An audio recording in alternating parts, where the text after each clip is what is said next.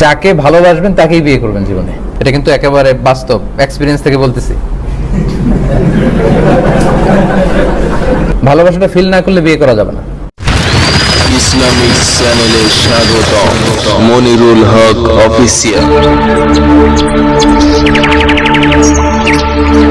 কথা বলার দরকার, জানাশোনা চেনা জানা খুব ভালো থাকা দরকার, তা না হলে এটা সমস্যা দেখা দেয়। কিভাবে জানবেন শুনবেন এটা তো আপনি খুব ভালো জানেন। প্রথমে সিভি শেয়ার করবেন। বিয়ের জন্য একটা সিভি করে অনেকে, শর্ট করে না, পরিচিতি, আমি, আমার বাবা মা, আমার ভাই বোন, আমার পড়াশোনা, সংক্ষেপে সবাই আজকের প্রোগ্রাম শেষে একটা করে নেবেন সিভি। যেহেতু pre marriage essentials topic, so এগুলো নিয়ে তো স্টেপ বাই স্টেপ আমাকে বলতে হবে। Okay okay, come on. CV করলেন, ফাইন। আচ্ছা, decent photo sharing, photo share করা যাবে। Of course it should be decent, শালীন পোশাকে, সুন্দর ছবি। কারণ না দেখলে আপনি বিয়ে করবেন কি করে? যার সাথে জীবনটা কাটাবো এক ছাদের নিচে, হ্যাঁ, তো তার প্রতি যদি আমার ফিলিংস না আসে, তার প্রতি যদি মায়া ভালোবাসা না জাগে, তাহলে তো বিয়েটা হবে না। তো প্রথমে হচ্ছে এই ডিসেন্ট ফটো শেয়ারিং জায়েজ আছে, আপনি ফটো শেয়ার করতে পারেন। সো সে আপনাকে দেখলো, আপনি তাকে দেখলেন। আচ্ছা, এরপর স্টেপ হচ্ছে ফেস টু ফেস মিটিং। এটা জায়েজ আছে এবং আমি রেকমেন্ড করি, এটা আবশ্যক হতে হবে। ফেস টু ফেস আগে মেয়েকে দেখে নেবেন। হঠাৎ আপনার মা এসে বললো আমি দেখে আসছি, আপনি খুশিতে আনন্দে ঠেলায় রাজি হয়ে গেলেন, তখন তো মহা মুসিবত। বাবা মা বললো এরকম এরকম ভালো মেয়ে, খুশিতে আনন্দে আপনি বললেন হ্যাঁ ওকে। পরে বিয়ে হওয়ার পরে দেখেন যে এগুলো শত শত কেস আমাদের কাছে আসে। সো আপনি ফেস টু ফেস মিটিং করবেন। ফেস টু ফেস মিটিংটা তো সাধারণত হয়েই থাকে বিয়ের, আমাদের দেশে এটা আছে না? আছে তো। আপনি যে তার সাথে কথা বলবেন, তবে অবশ্যই এই মিটিংটা হতে হবে আপনার এবং এই যে হবু কনে, হবু বউ, তার মধ্যে। ওখানে আপনার বাবা যে মিটিংয়ে থাকতে পারবে না, আপনার মামা থাকতে পারবে না। কারণ আপনার বিয়ে হওয়ার পরে সে হলো আপনার বাবার কাছে বৌমা, কিন্তু বিয়ে হওয়ার আগ পর্যন্ত আপনার বাবাও যে মেয়ের বিয়ে করে নিয়ে আসতে পারে। From sharia side you all can be candidate, তাই না? সবাই ক্যান্ডিডেট হতে পারেন। এরকম বাবা যে বিয়ে করতে পারে, ছেলে করতে পারে, যারা গেছে যে কেউ পছন্দ হইলে এরা রাজি বিয়ে হতে পারে। আচ্ছা, তাহলে এটা দেখবেন শুধু আপনি, প্রিয় ভাইরা, দেখবেন শুধু আপনি, আপনার আব্বা দেখবে না, মামা এরা কেউ দেখবে না। আপনার মা তো দেখতেই পারে, অবশ্যই দেখবে। তাহলে এটা হবে ফেস টু ফেস মিটিংটা হবে শুধু আপনার আর তার মধ্যে। And of course it should be in public, not private. Let's say কোনো ড্রয়িং রুমে, যেখানে খোলামেলা আশেপাশে লোকজন বসে আছে অন্য রুমে, ওখানে হতে পারে। রেস্টুরেন্টে হতে পারে, অন্যান্য লোকজন আছে খাচ্ছে, আপনি আসে এখানে মিট করতেছেন, কথা বলতেছেন, এটা ওকে। বাট দরজা বন্ধ করে এক রুমে আপনি আসে, নো। ইল্লা সালিসুহুমা আশ-শাইতান। কোন নারী কোন পুরুষ একাকী যদি এক ঘরের ভেতরে থাকে, তারা দুজন থাকে না, তিনজন হয়ে যায়। ওখানে শয়তান এসে জয়েন করে ওই conference. So it's very dangerous. আপনি ফেস টু ফেস মিটিং করতে পারেন, ইট should be in public, not in private. অথবা দরজা বন্ধ করে বা দরজা করে করতে পারেন, ওখানে একজন থাকতে হবে। লেটস সে ছোট একটা ছেলে আছে বা মেয়ে আছে, আরেকজনের উপস্থিতিতে আপনারা কথা সারতে পারেন। আমার মনে বিষয়টা বুঝতে পারছেন কিভাবে মিটিংটা হতে হবে। আচ্ছা, ফোন কনভারসেশন হতে পারে, নো প্রবলেম। ফোন কনভারসেশন হতে পারে, এতে করে আইস ব্রেকিং হবে। লেটস সে বিয়েতে লাজুকতা কাজ করে, তো আপনি যখন ফেস টু ফেস মিটিং করলেন, সেও লজ্জা পাচ্ছে, আপনিও লজ্জা পাচ্ছেন। অনেক কথা ভেবে গেছিলেন বলবেন, এরা দেখে সব ভুলে গেছেন, বা সেও আপনাকে দেখে ভুলে গেছে লাজুকতার কারণে, ফলে অনেক কিছুই জানা হয়ে ওঠে নাই। এটা কিন্তু একেবারে বাস্তব এক্সপিরিয়েন্স থেকে বলতেছি। এটা হয় সবার ক্ষেত্রে এরকম, যে অনেক কিছু ভাবা হয়েছে, হয়তো সব জিজ্ঞেস করা হয় নাই। বাসায় আসলে মনে করবে ওরে এটা আসল জিনিসই তো জিজ্ঞেস করা হয়নি, এটা হইতে পারে। তো তখন আপনি ফোন কনভারসেশন করতে পারবেন, একবার, দুইবার, চারবার, পাঁচবার। তবে উদ্দেশ্যটা থাকতে হবে যে বিয়েতে আমি ডিসিশন নিতে পারতেছি না, জাস্ট ডিসিশন নেওয়ার জন্য। ওইটা এমন না যে 1 মাস 2 মাস হ্যালো হাই শুরু করছেন আর ছাড়তেছেন না, ওইটা করা যাবে না। ওইটা যদি ডিসিশন নিয়ে ফেলেন বিয়ে করবেন, আর না হলে ফোন কনভারসেশন স্টপ করে দিতে হবে। তার মানে বিয়ের পারপাস এই সব কিছু শরিয়া অ্যালাউ করেছে, আপনি ফোন কনভারসেশন করতে পারবেন। আচ্ছা, ফটো শেয়ার করলেন, ফেস টু ফেস মিটিং হলো, ফোন কনভারসেশন হলো, আস্তে আস্তে অনেক আইস ব্রেকিং হলো, এরপরে আবার দেখা করতে মনে চায় বিয়ের আগে।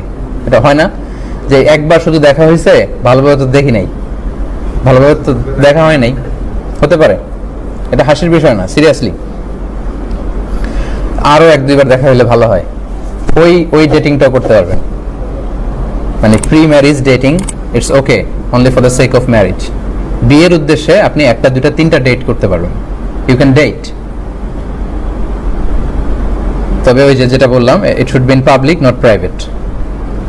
একেবারে একান্তে নির্জনে না, রেস্টুরেন্টে হোক, মানুষ আছে, বা এমন বাসায় অন্যান্য লোকজন পাশের রুমে আছে, লোকেরা তাদের কথা শোনা যাচ্ছে, বা তারা চাইলে এই রুমে ঢুকতে পারবে, এরকম একটা জায়গায় আপনি 1 2 3 4 টাইম এরকম ডেট করে নিতে পারেন, যাতে করে আপনি তাকে দেখে নিতে পারেন। দেখে নেওয়া সুন্নাত ভাই, একেবারেই সুন্নাত। এবার হাদিস শুনেন, এই যে এগুলো বললাম, এগুলো কি আমি নিজ থেকে বললাম কিনা, একটা একটা করে হাদিস শোনাই আপনাদেরকে।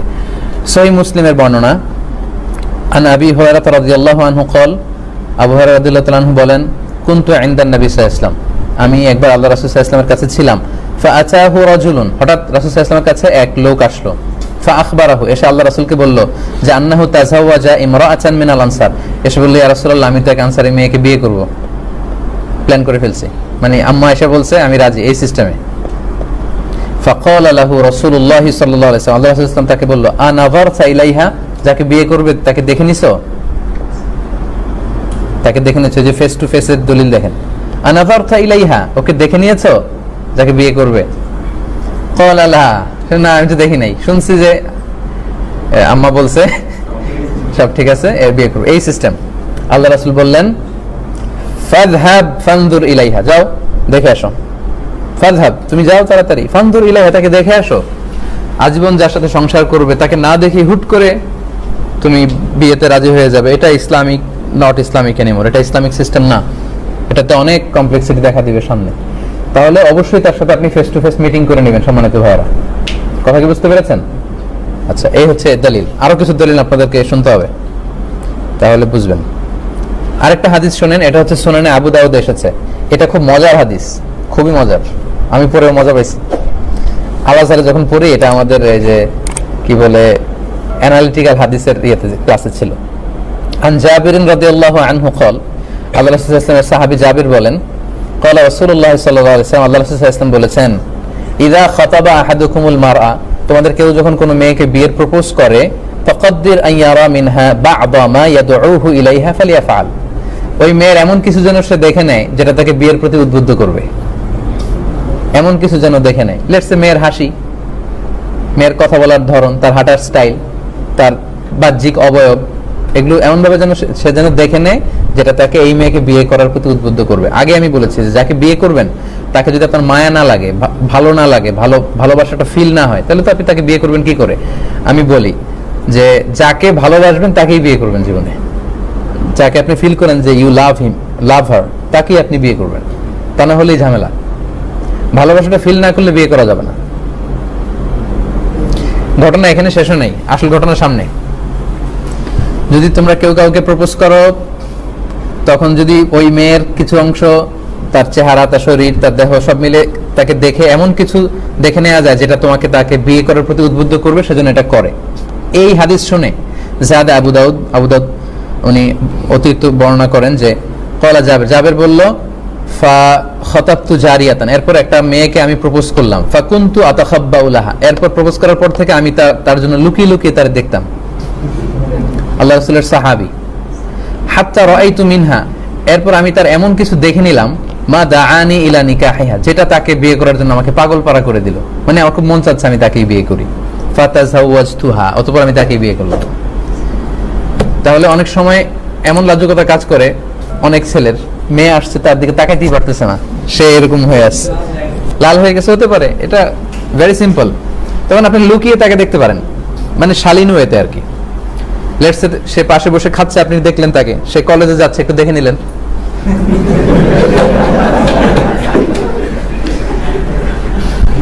Don't take this otherwise. যদিও কথাটা শোনা যাচ্ছে কেমন যে কি কলেজে গেলে কি টিজ করতে যাবো নাকি তাকে, না, টিজিং করার জন্য তো না, সেটা হচ্ছে আপনি তাকে বিয়ে করবেন এজন্য তাকে দেখে নেয়া, সে যাচ্ছে, হাঁটতেছে, কথা বলতেছে, হ্যাঁ, তার কথা বলা, তার চাল চলনটা আপনি দেখে নেবেন, এমন কিছু দেখে নেবেন যাতে করে তার প্রতি আপনার ফিলিংস তৈরি হয় এবং ভালোবাসতে উদ্বুদ্ধ হন এবং বিয়ে করতে আপনি ডিসাইড করতে পারেন। এই পয়েন্টটা ক্লিয়ার না?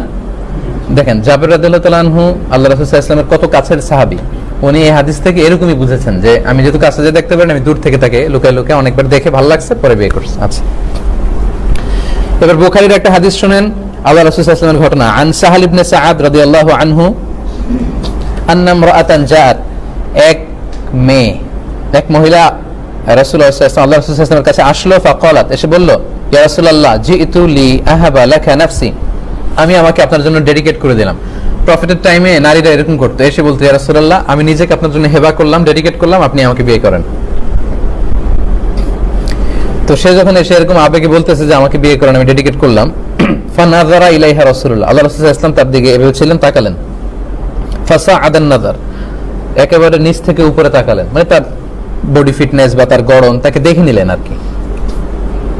ওয়াসাওয়াবু, এবং অনেকক্ষণ চোখ তাক করে রাখলেন, নিচ থেকে উপরে তাকে দেখে নিলেন যে সে কেমন, সে নিজেকে প্রপোজ করতে। পরে রাসূল সাল্লাল্লাহু আলাইহি ওয়াসাল্লাম দেখলেন যে না, এটা আমার সাথে যায় না, আমি প্রফেট হিসেবে আমার স্ত্রীর যেরকম দরকার ওইটা হয় না। তখন রাসূল সাল্লাল্লাহু আলাইহি ওয়াসাল্লাম আর কথা বললেন না, এই মেয়েও যায় না, এই নারী সাহাবীও যাচ্ছে না, বসে আছে। লম্বা ঘটনা। পরে আরেকজনের সাথে আবার আল্লাহ রাসূল সাল্লাল্লাহু আলাইহি ওয়াসাল্লাম বিয়ের ব্যবস্থা করে দিয়েছিলেন, নিজের জন্য রাসূল সাল্লাল্লাহু আলাইহি ওয়াসাল্লাম চয়েস করেননি এই নারীকে। দেখেন, এই হাদিসটা থেকে প্রমাণ করে যে ভালো করে দেখে নেয়া। নাযারাহু ওয়া সাআদান নাযার ওয়া সাওয়াবা ইলাইহি, তাকিয়ে ভালোভাবে দেখলেন। জাবের রাদিয়াল্লাহু তাআলা আনহু লুকিয়ে লুকিয়ে তার প্রপোজড গার্লকে দেখা, এক সাহাবীকে ধমক দেয়, তুমি দেখো নাই, বিয়ে করবা, দেখে আসো, এগুলো প্রমাণ করে যে আপনি ফেস টু ফেস মিটিং করতে পারবেন। আর 2 মিনিট শেষ করতেছি। তার মানে প্রমাণ করে দেখে নেয়া, পরিচিত হয়ে নেয়া, আইস ব্রেকিং করা, এটা সুন্নাত। তবে অফকোর্স প্রিয় ভাইরা, আমার আলোচনা মিস ইন্টারপ্রেট করা যাবে না, এটা শুধুমাত্র আপনি বিয়ে করতে চান তাকে, এজন্য আপনি ডিসিশন নিতে পারতেছেন। এমন যদি হয় প্রথম দেখাতেই এক পলকে ভাল লেগে গেছে, ওকে বিয়ে করতেছেন, ফাইন, কিন্তু যার ডিসিশন নিতে সমস্যা সে একাধিকবার এরকম ডেটিং করে নিতে পারে।